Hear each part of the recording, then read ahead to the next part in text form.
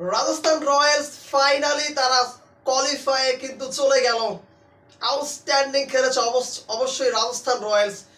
ঠিক আসলে যেভাবে করে খেলা স্টার্ট করার কথা রাজস্থান রয়্যালস কিন্তু সেটা করতে পারে নাই।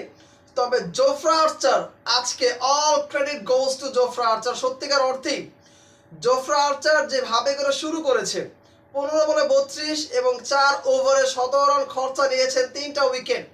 মূলত আজকে রাজস্থান রয়্যালস এই জোফরা আর্চারের কারণে পুরো ম্যাচটা জয়লাভ করেছে। আজকে কিন্তু রাজস্থান রয়্যালসের সূর্যবংশী বলেন, জাসওয়াল বলেন, তারা কেউই কিন্তু আসলে প্রপার রানটা করতে পারে নাই। শেষ দিকে কিন্তু ওই জোফরা আর্চারের ক্যামিও 32 রান ম্যাচের মোমেন্টামটাকে ঘুরিয়ে দিয়েছে। দেখেন, মুম্বাই ইন্ডিয়ান্স 30 রানে ম্যাচ হেরেছে, জোফরা আর্চার 32 রান করেছে। মূলত এই জায়গায় ম্যাচের পার্থক্যটা গড়ে দিয়েছে। আমার কাছে মনে হয় আইসিসির কিংবা উচিত আজকের এই ম্যাচটাকে একটু বিশ্লেষণ করা। আসলে ম্যাচটা আদৌ কি পাতানো ম্যাচ ছিল কিনা, আগে থেকে ম্যাচটা বিক্রি করে দেওয়া হয়েছে কিনা একটু আসলে বোঝা উচিত। কারণ মুম্বাই ইন্ডিয়ান্স প্রথমে দেখেন খুব আর্লি 4টা উইকেট পড়ে যায়। এরপরে মাঝখানে হার্দিক পান্ডে এবং সূর্যকুমার যাদব দুজনে মিলে ছোট্ট একটি স্কোর করেছে, যেটাকে 170 পর্যন্ত ক্যারি করেছে। শেষের দিকে কিন্তু একবার টপাটপ উইকেটগুলো পড়েছে। সো হয়তো একটা সামারি তার আগে থেকে রেডি করেছে। আই থিঙ্ক আমার কাছে এটা মনে হয়েছে। হবে যে ব্যাপারটা এরকম নয়, তবে আমার কাছে খেলা দেখে এমনটা মনে হয়েছে হয়তো বা ম্যাচটা পাতানো ছিল কিনা।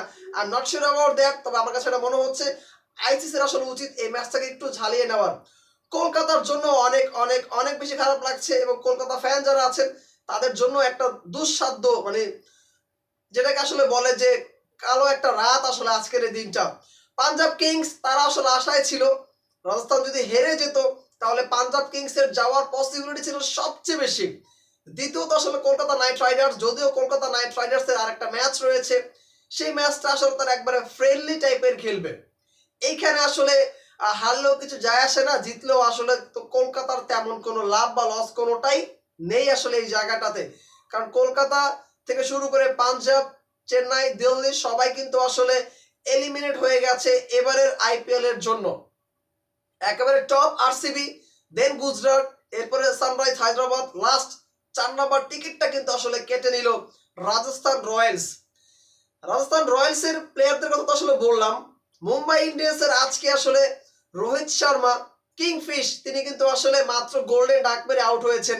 রয়্যাল রিংটন তিনিও আসলে খুব একটা কার্যকরী করতে পারে না, 14 রান করে প্যাভিলিয়নে ফিরেছেন। নামান ধীর তিনিও আসলে 4 রান করে আউট হয়েছেন। তিলক বার্মা সেম 4 রান করে আউট হয়েছেন।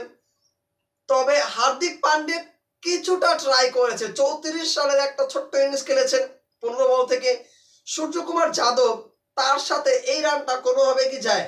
খেয়াল করে দেখবেন অলমোস্ট 10 ওভারের কাছাকাছি তিনি খেলেছেন, রান করেছেন মোটে 60।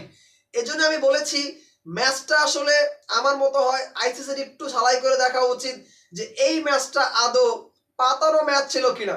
কারণ আহামরি যে উইকেট ছিল তা কিন্তু না, শর্ট বাউন্ডারি খুব ভালো মতো সার্ভাইভ করা যাচ্ছিল। বাট সূর্যকুমার যাদব তিনি আসলে একটু ডিফেন্সে পড়ে খেলেছেন, যদিও 60 রান করেছেন। তবে বলটা একটু খেয়াল করবেন, প্রায় 50 বলের বেশি তিনি খেলেছেন এই 60 রান করার জন্য। যেখানে আসলে আমার কাছে একটু সে কি মনে হয়েছে, মাঝে মধ্যে মনে হচ্ছিল হয়তো ম্যাচটা আসলে তারা হয়তো আগে থেকে কেনা match, somehow I am not sure, but আমার কাছে এটা মনে হয়েছে। সো যাই হোক, সর্বোপরি যে ঘটনাটা ঘটলো, মুম্বাই ইন্ডিয়ান্স তারা আসলে ম্যাচ হারলো 30 রানে এবং রাজস্থান রয়্যালস তারা 30 রানে ম্যাচ জয়লাভ করলো। 205 করেছিল, 206 রানের টার্গেট ছিল মুম্বাই ইন্ডিয়ান্স, সেটা আসলে টপ করতে পারে নাই, অল আউট হয়ে গেছে আজকের এই ম্যাচে। এবং পরবর্তী 4টা দল পরবর্তী সময় আসলে আপনাদের নিয়ে এটা নিয়ে আরো আলোচনা হবে পরবর্তী সময় ম্যাচগুলো নিয়ে। তবে সর্বোপরি এইবার আইপিএল এর মতো এরকম রান আসলে কোনো আইপিএল আজ পর্যন্ত হয়নি। এত এত আইপিএল খেলা দেখেছি যেখানে আসলে এত পরিমাণ আইপিএল এর যে 200+ ইভেন প্রত্যেকটি স্কোর, মানে প্রতিটা ম্যাচ ম্যাক্সিমাম আপনি যদি 2-একটা ম্যাচ বাদ দেন সব ম্যাচেই 200+ স্কোর, এবং সেগুলো আবার ম্যাক্সিমাম আবার চেঞ্জ হয়ে গেছে, কয়েকটা চেঞ্জ হয়নি। তো সবকিছু মিলে ওভারঅল আইপিএল এর প্রথম সেশনটা অর্থাৎ প্রথম রাউন্ডটা আসলে কেমন দেখলেন অবশ্যই কমেন্ট বক্সে কমেন্ট করে জানাবেন। এবং কোন দুই দল আসলে ফাইনালে যাচ্ছে, আপনার পছন্দের দুই দল কোনটা, অবশ্যই কমেন্ট বক্সে জানাই যাবেন। ধন্যবাদ সবাইকে। আসসালামু আলাইকুম।